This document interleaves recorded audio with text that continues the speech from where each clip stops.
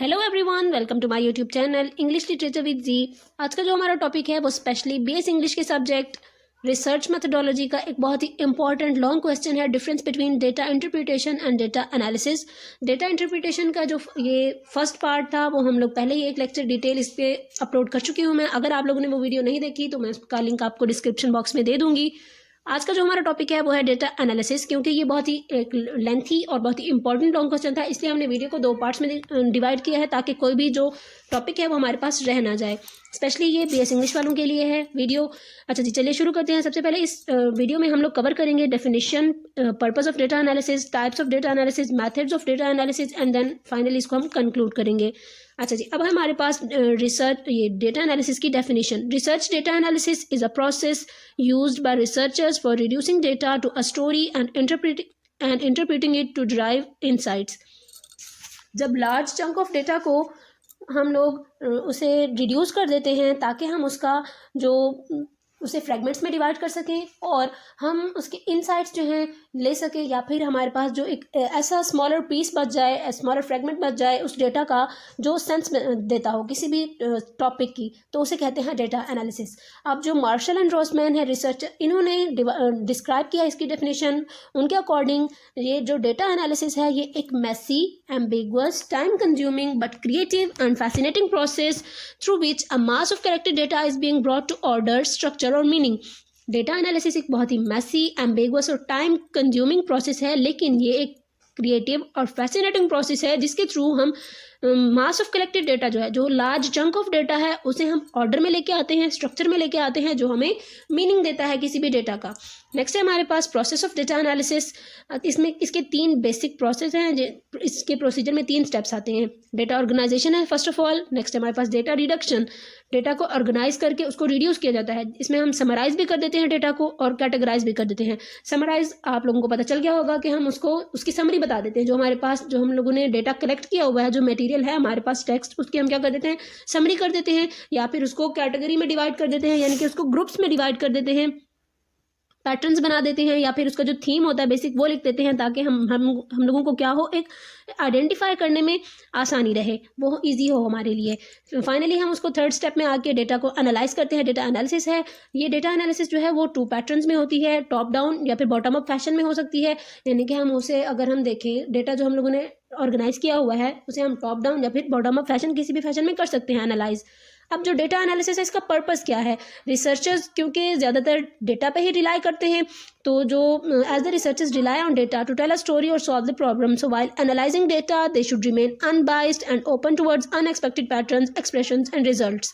जो रिसर्चर है जो डेटा को एनालाइज कर रहा है, क्योंकि उसे तो रिलाई करना ही करना है इस डेटा के ऊपर, लिहाजा उसे चाहिए कि वो क्या करे, अनबाइस्ड रहे थ्रू आउट द रिसर्च। और क्योंकि मोस्ट ऑफ द टाइम ऐसा होता है कि जो रिजल्ट्स होते हैं वो अनएक्सपेक्टेड होते हैं, एक्साइटिंग भी होते हैं, और इसलिए रिसर्चर को चाहिए कि वो अनबाइस्ड रहे।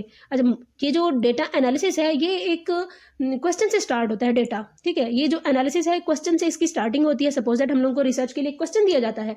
जब वो क्वेश्चन दिया जाता है तो उसका आंसर फाइंड करने के लिए हम लोग डिफरेंट मेथड्स के जरिए हम डेटा कलेक्ट करते हैं, टूल्स यूज़ करके हम डेटा को कलेक्ट कर लेते हैं। जब डेटा कलेक्ट कर लिया जाता है उसे हम एनालाइज करते हैं, तब जाके हम उस क्वेश्चन का आंसर देते हैं। इसके अलावा जो डेटा एनालिसिस है helps to reduce large chunks of data into smaller fragments.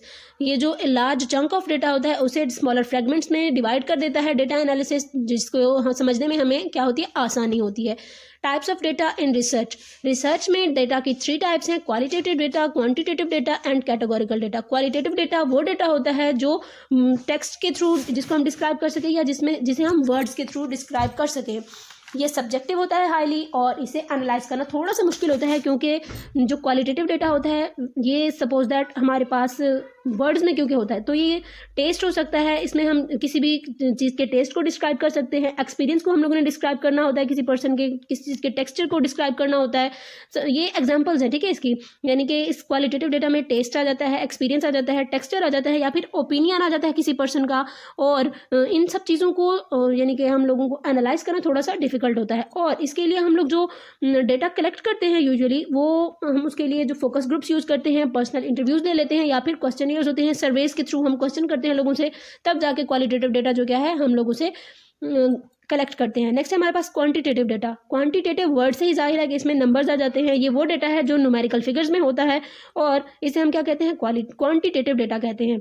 और इस चीज़ में क्या आती है, इसमें जो कैटेगरीज होती हैं या फिर ग्रुप्ड होती हैं वो मेजर्ड होती हैं, कैलकुलेटेड होती हैं। उन्हें हम लोगों को डिस्क्राइब करना बहुत ही आसान होता है। सपोज दैट इसमें हम भी इसे हम ग्राफिकल फॉर्मेट में भी हम लोग इसको डिस्क्राइब कर सकते हैं, क्योंकि इसमें एज आ जाती है किसी चीज़ की, किसी भी पर्सन की, किसी भी ग्रुप की, रैंक आ जाता है, कॉस्ट है, लेंथ है, वेट, स्कोर्स, किसी भी चीज़ जो हम नंबर्स में डिस्क्राइब कर सकते हैं वो किस में आ जाती है, क्वांटिटेटिव डेटा में। कैटेगोरिकल डेटा जो है, अच्छा कैटेगोरिकल डेटा जी नाम से जाहिर है, कैटेगरीज आ जाती हैं इसमें, ग्रुप्स आ जाते हैं, हम इसमें डेटा को प्रेजेंट करते हैं ग्रुप्स की फॉर्म में। अच्छा अब ये जो एक आइटम होगा वो सिर्फ एक ग्रुप से ही बिलोंग करेगा, डिफरेंट ग्रुप से बिलोंग नहीं करेगा।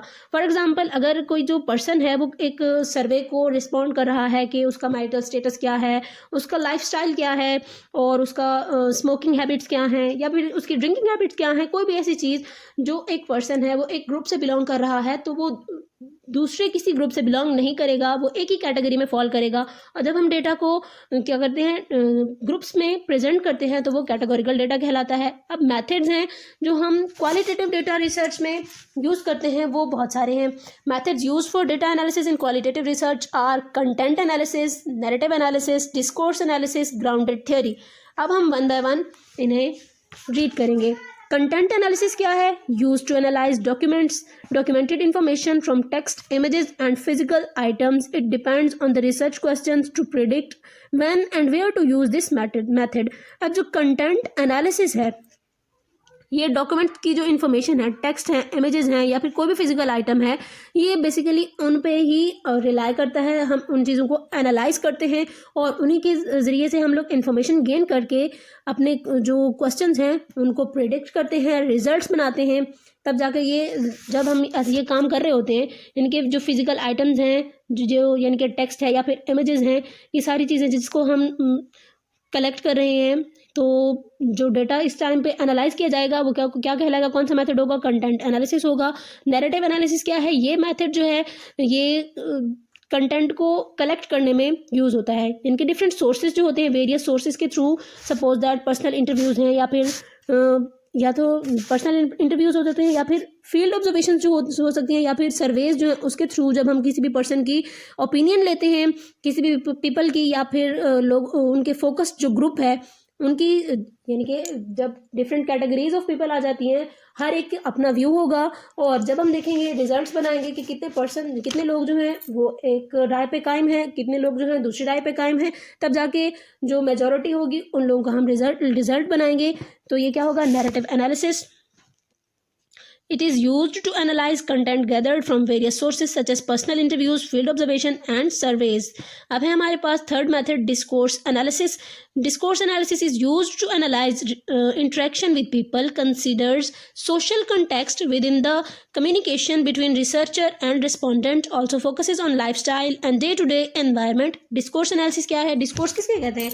डिस्कोर्स हम वैसे ही कम्युनिकेशन को कहते हैं जब जो रिसर्चर है या और रिस्पोंडेंट के दरमियान जो भी कम्युनिकेशन होगी उन तो उस दौरान जो हम लोगों ने डिफरेंट टूल यूज़ करके वो इन्फॉर्मेशन कलेक्ट की है, वो डेटा जो कलेक्ट किया है वो क्या कहलाएगा? हमारे पास डिस्कोर्स एनालिसिस कहलाएगा।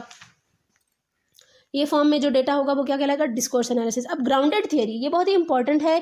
ये उस टाइम पे यूज़ होती है जब हमने किसी पर्टिकुलर फिनोमिना को एक्सप्लेन करना हो। Grounded theory is the best resort to analyse quality data to explain why a particular phenomenon happened. Grounded theory को हम कब यूज़ करते हैं? जब कोई पर्टिकुलर फिनोमिना है वो क्यों हुआ है आखिर। Grounded theory is applied to study data about the host of similar cases occurring in different settings. यानी कि ये जो ग्राउंडेड थियरी ये कब यूज़ होती है कि अगर जो कोई काम हुआ है तो ये जो पार्टिकुलर फिनोमिना है ये क्यों हैपन हुआ है, ठीक है, ये डिफरेंट सेटिंग्स में अगर कोई काम हो रहा है तो क्यों हुआ है, इस चीज़ का जो आंसर करने के लिए हम क्या यूज़ करते हैं? ग्राउंडेड थियरी यूज़ करते हैं। अब है क्वालिटेटिव डेटा तो हो गया। अब हम क्वांटिटेटिव डेटा को यूज़ करने के लिए जो मेथड्स यूज़ करते हैं रिसर्च में वो देखेंगे। First stage in research and data analysis is to make it for the analysis so that the nominal data can be converted into something meaningful.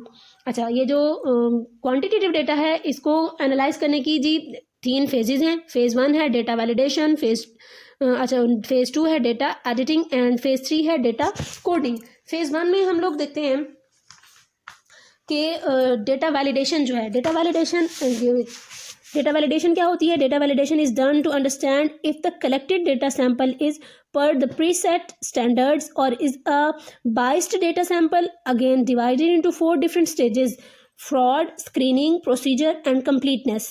अब जो डेटा वैलिडेशन है ये कब होती है? ये हम लोगों को समझाने के लिए कि जो कलेक्टेड डेटा है क्या वो बिल्कुल वैसे ही है जैसे हम लोगों ने सपोज किया था, प्रेडिक्ट किया था, क्या इसके रिजल्ट्स जो है बिल्कुल वैसे ही हैं या फिर बायस्डनेस को शो करा रहे हैं। ठीक है, इसमें जो मजीद स्टेजेस हैं 4 वो हैं फ्रॉड, स्क्रीनिंग, प्रोसीजर और हैं कंप्लीटनेस। फ्रॉड क्या होता है?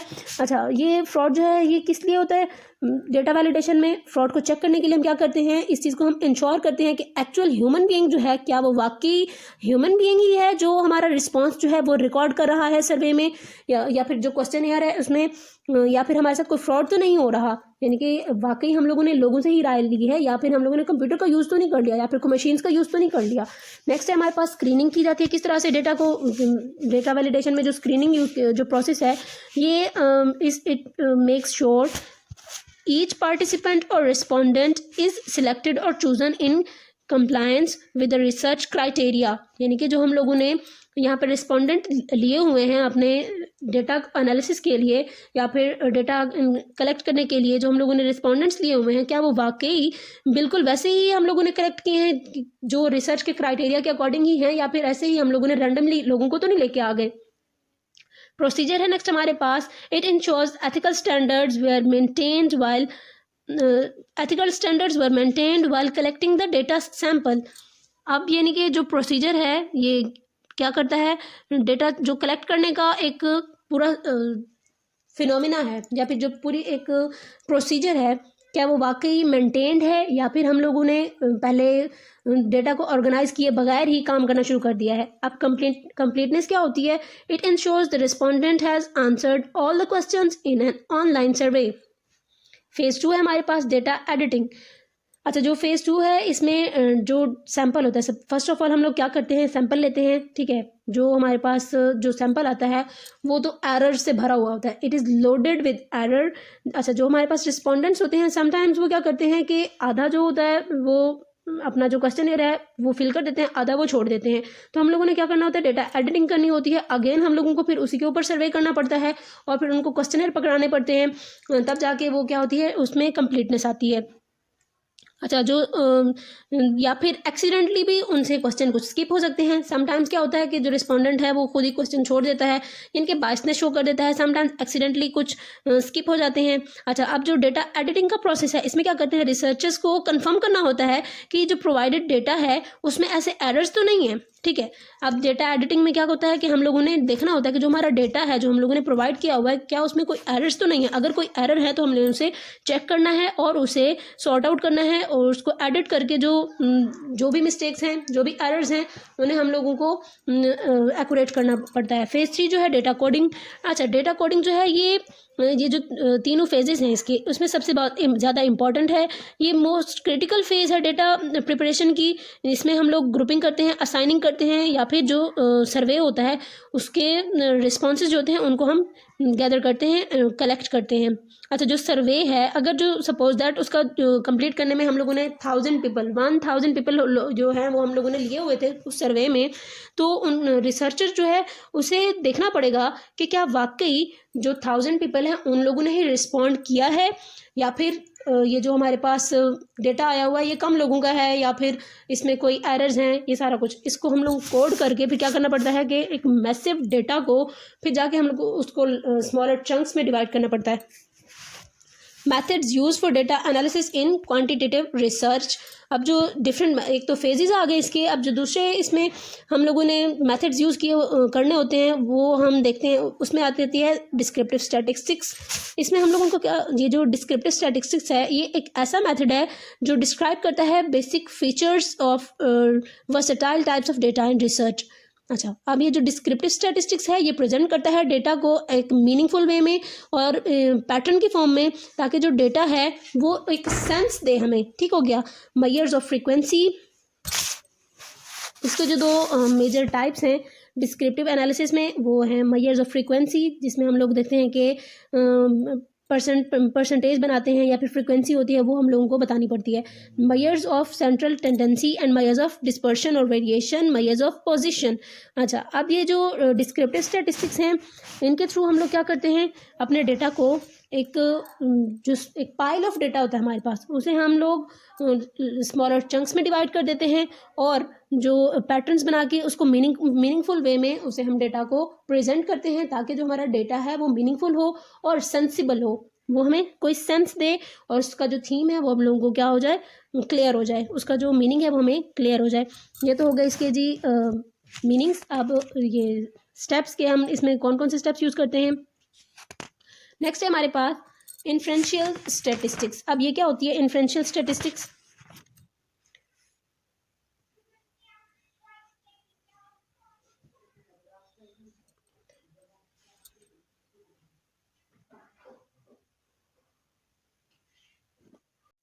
इन्फ्रेंशियल स्टैटिस्टिक्स है, इसमें मजीद जो हमारे पास दो मेथड्स यूज़ होते हैं वो है एस्टिमेटिंग पैरामीटर्स, हाइपोथेसिस टेस्ट। इसमें इन्हें वन बाय वन देखते हैं। अच्छा, नेक्स्ट है हमारे पास डिस्क्रिप्टिव स्टैटिस्टिक्स, यानी कि जो हमारे पास है डिस्क्रिप्टिव स्टैटिस्टिक्स, ये है क्या, it is use to describe basic features of versatile type of data and research. हम पहले भी इसमें बात कर चुके हैं। और नेक्स्ट हमारे पास इसके जो डिफरेंट मेथड्स थे, ये है मेजर्स ऑफ फ्रीक्वेंसी। इसमें हम लोग क्या यूज़ करते हैं, काउंट है, परसेंट है या फिर फ्रीक्वेंसी। ये जो तीनों मेथड्स हैं ये यूज़ किए जाते हैं। It is use to denote particular event. Measures of central tendency, इनमें हम लोग यूज़ करते हैं मीन, मीडियन या फिर मॉड को, और ये यूज़ किए जाते हैं demonstrate distribution by various points. क्योंकि ये सारे का सारा न्यूमेरिकल डेटा होता है, तो उसे हम मीन, मीडियन, मॉड के थ्रू या फिर फ्रीक्वेंसी लिस्ट के थ्रू, काउंट, परसेंटेज के थ्रू, फ्रीक्वेंसी के थ्रू, किसी भी चीज़ के थ्रू क्या करते हैं, हम ईजिली एक्सप्लेन कर सकते हैं। और इन्हें डिस्क्राइब करना हमारे लिए बहुत ही ज़्यादा सिंपल और बहुत ही ज़्यादा रिलायबल होता है। मेजर्स ऑफ डिस्पर्शन और वेरिएशन, इसमें रेंज है, वेरिएंस है या फिर स्टैंडर्ड डेविएशन आ जाती है। इन्हें सिंपल वर्ड में अगर डिस्क्राइब करें तो variance standard deviation is equal to difference between observed score and mean. Measures of position, percentile ranks इसमें यूज़ किया जाता है या फिर क्वार्टाइल रैंक्स यूज़ किए जाते हैं।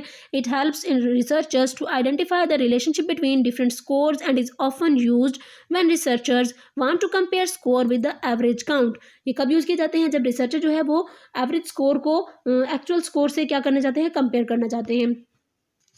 इन्फ्रेंशियल स्टैटिस्टिक्स जो है, it helps in comparing data use to make predictions about larger population, यानी कि लार्जर पॉपुलेशन के अकॉर्डिंग जो हम लोग प्रेडिक्शंस बनाते हैं या फिर डेटा को कंपेयर करने में हम क्या यूज़ करते हैं, इन्फ्रेंशियल स्टैटिस्टिक्स यूज़ करते हैं। इसके जो दो मेथड्स हैं इसमें वो है एस्टिमेटिंग पैरामीटर्स, ये डेमोन्स्ट्रेट करते हैं something about the population parameter, और जो हाइपोथेसिस टेस्ट है ये एक्चुअली हमारा जो रिसर्च क्वेश्चन होता है उसे आंसर करते हैं। सपोज दैट जो लिपस्टिक का शेड है, इज इट गुड और बैड, या फिर लोगों ने इसे पसंद किया है या नहीं किया। या फिर एक और अगर एग्जाम्पल लें कि हमारा क्वेश्चन था कि जो मल्टीविटामिन कैप्सूल हैं क्या ये बच्चों को गेम को बेटर परफॉर्म करने में हेल्प आउट करते हैं या नहीं करते। इस तरह के जो क्वेश्चन होते हैं उन्हें हम आंसर हाइपोथेसिस टेस्ट के थ्रू करते हैं। It's about sampling research data to answer the survey research questions often used when researchers want something beyond the absolute numbers to understand relationships between variables। ये हो गया हमारे पास हाइपोथेसिस टेस्ट। अब जो data analysis है research में, उसके लिए जो हमारे पास मेथड्स यूज़ किए जाते हैं, ये तो पहले तो क्वांटिटेटिव और क्वालिटेटिव को किया है। अब जो थॉरली डेटा है हमारे पास, उसे हम लोग जब एनालाइज करेंगे उसके लिए डिफरेंट मेथड्स हैं। उसमें आ जाता है correlation, cross tabulation, regression analysis, frequency tables, analysis of variance. One by one इन्हें हम कवर करेंगे। अब सबसे पहले हमारे पास correlation, researchers opt correlational methods when they are not conducting experimental research। जब experimental research नहीं हो रही तब हम correlation को यूज़ करते हैं, यानी कि न्यूमेरिकल डेटा जो है उसे एनालाइज करने के लिए हम लोग क्या यूज़ करते हैं, कोरिलेशन का मेथड यूज़ करते हैं। रिसर्चर्स भी यूज़ करते हैं इसे। क्रॉस टैबुलेशन क्या है, cross tabulation is used to analyze the relationship between multiple variables. जो मल्टीपल वेरिएबल्स हैं उनका जो रिलेशनशिप है उनके बिटवीन, उसे एनालाइज करने के लिए क्रॉस टैबुलेशन यूज़ की जाती है। रिग्रेशन एनालिसिस क्या है, in this type researchers have essential factor called dependent variables. अब नेक्स्ट है हमारे पास frequency tables. It is use to testify the degree to which two or more vary or differ in experiment. यानी कि जो दो या फिर दो से ज़्यादा जो डेटा हमारे पास ग्रुप्स हैं, क्या वो डिफरेंट हैं एक्सपेरिमेंट में यूज़ होने वाले, या फिर जो सैम्पल्स हैं वो डिफरेंट हैं या फिर सेम हैं। Analysis of variance used for testing the degree to which two or more vary or differ in an experiment. Researchers must possess more than a basic understanding or rationale of selecting statistical method to obtain the insight. जो analysis of variance है ये कब use किया जाता है, यानी कि जो हमारे पास सैंपल हैं क्या वो सेम है या फिर डिफरेंट है, या फिर रिसर्चर जो हैं जो उन लोगों ने उनका जो पॉइंट ऑफ व्यू है क्या वो बाइस्ड हैं अनबाइस्ड हैं। मोस्टली तो ऐसा होना चाहिए जो रिसर्चर है उसे अनबाइस्ड रहना चाहिए, ताकि जो स्टैटिस्टिक्वेंसल मेथड ये जो स्टैटिस्टिकल मेथड यूज़ कर रहे हैं हम लोग उसे हम जो डेटा है उसकी इनसाइट जो है वो गेन कर सकें, और हमारा जो क्वेश्चन है उसे हम रिलायबल वे में और ऑथेंटिक वे में उसे आंसर कर सकें। अगर हम अपने टॉपिक को कंक्लूड करें तो जो डेटा एनालिसिस है, ठीक है, data analysis and interpretation is a process representing the application or deductive and inductive logic to the research and data analysis. Data analysis and interpretation helps to improve processes and identify problems. It is difficult to grow and make dependable improvements without minimal data collection and interpretation. यानी कि data को जब हम large chunk of data होता है उसे analyse किए बगैर हम उसे इंटरप्रेट नहीं कर सकते. आज का जो हमारा टॉपिक है वो यहीं पे एंड होता है. उम्मीद है आप लोगों को समझ आ गई होगी. इसका फर्स्ट पार्ट मैं आप लोगों को डिस्क्रिप्शन बॉक्स में इसका लिंक दे दूंगी, आप उसे भी ज़रूर सुनिएगा. वीडियो पसंद आई हो तो उसे लाइक कीजिएगा, चैनल को सब्सक्राइब ज़रूर कीजिएगा. मिलते हैं अगली वीडियो में, तब तक के लिए अपना बहुत सारा ख्याल रखिएगा. अल्लाह हाफिज़.